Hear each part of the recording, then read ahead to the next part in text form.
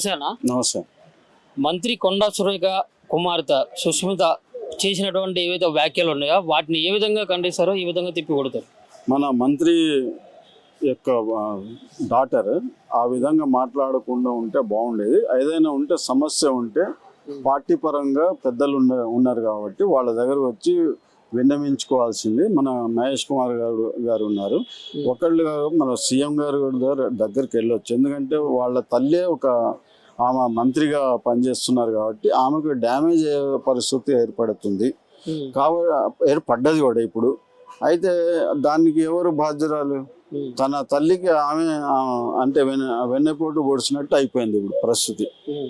అయితే నా దృష్టిలో అయితే ఇప్పటికైనా మరి పెద్దలతో వచ్చి దీన్ని సర్దుమని మాట్లాడుకుంటే బాగుంటుంది. పెద్దలు కూడా కొన్ని విషయాల్ని మన్నిస్తారని నేను ఆశిస్తాను. మంత్రులు కూడా కొండా సురేఖకి మద్దతుగా నిలుస్తున్నారు. కొంతమంది ఎమ్మెల్యేలు ఏమో ఖండిస్తూ సొంత పార్టీ ఎమ్మెల్యేలు ఖండిస్తూ ఈ రోజు ప్రెస్ మీట్ పెట్టడం కూడా జరిగింది సిఎల్పిలో. అంటే మరి తప్పదు కదా, ఎందుకంటే ఇప్పుడు ఆమె ఒక మంత్రి గారి కూతురు ఉన్నప్పుడు ఆ విధంగా మాట్లాడడం అనేది ఇప్పుడు ఎట్లుంటుందంటే ఎమ్మెల్యేలందరూ ఖండించడానికి ముఖ్య కారణం ఏంటంటే తల్లి ప్రోత్సహిస్తున్నట్టు వాళ్ళ భావనలో ఉంటారు. ఎందుకంటే ఎవరైనా సరే ఒక ఇంట్లో ఉంటున్నారు కాబట్టి ఆ విధంగా ఉంటుంది. కాబట్టి ఆ కూతురు తల్లి యొక్క భవిష్యత్తును కొద్దిగా అర్థం చేసుకుంటూ మాట్లాడితే బాగుండేది. అదిగాక డైరెక్ట్ సీఎం గారి యొక్క తమ్ముళ్ళ గురించి సీఎం గారి గురించి మాట్లాడడం అనేది చాలా బాధాకరం. ఎందుకంటే ఏదైనా ఉంటే సమస్యలు ఉంటాయి, ఎవరికి లేవు, నాకు కూడా ఉంటాయి. సమస్యలు ఉన్నప్పుడు కూర్చొని సీఎం గారి దగ్గర కూర్చొని, లేకుంటే మహేష్ గౌడ్ గారు పిసిసి దగ్గర కూర్చొని, మన మీనాక్షి నటరాజన్ గారు ఉన్నారు, ఇంకా పెద్దలు ఉన్నారు కదా. నువ్వు డైరెక్ట్ ఏదో ఎవరినో ఒక మన అనిశ్చిత వ్యాఖ్యలంటే ఒక పెద్ద మనిషిని పట్టుకొని అదేదో ప్యాంపర్లు కట్టుకునేవాడికి ఇస్తారా అన్నట్టు మాట్లాడడం సమస్య కాదు. ఎందుకంటే మనం కూడా ఆలోచించాలి. మీరు కూడా ఎప్పటికైనా సరే మరి ఈ విషయాన్ని పెద్దల దృష్టిని తీసుకొని మరి ఒక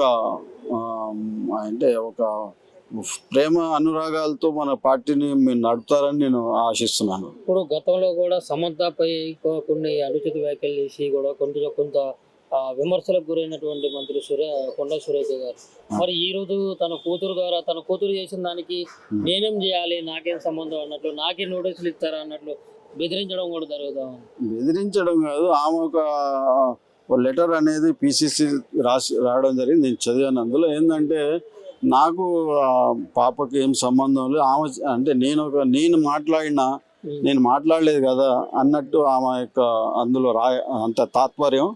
మరి పిల్లర చెప్పడం నేను చెప్పలే కదా, మీరు ఎట్లా నన్ను ప్రశ్నిస్తారు అనేది ఆమె సంజాయిషిలో రాసుకున్నది. అది ఇప్పుడు కాంగ్రెస్ లో ఇప్పుడు దీనికి సంబంధించి ముఖ్యంగా 3 వర్గాలు ఉన్నాయి.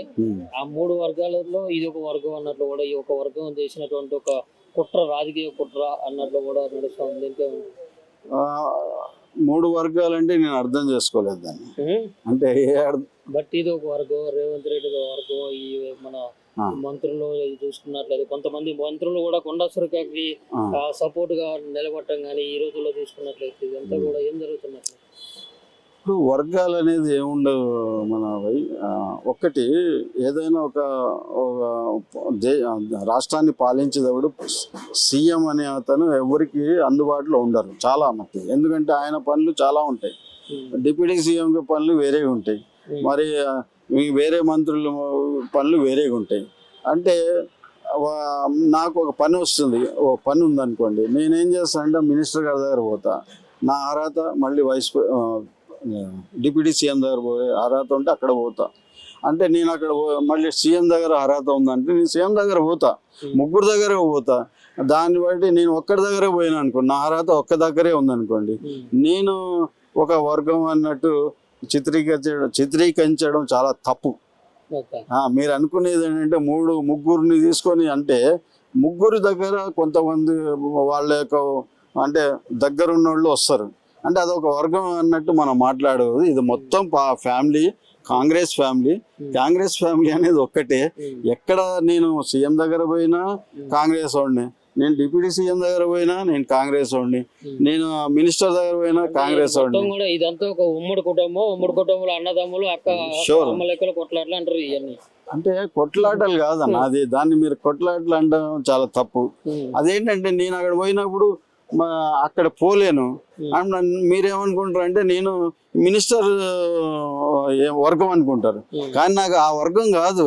నాకు ఆ మినిస్టర్ ఆయన దగ్గర నేను పోవాలి తప్పకుండా. ఓకే.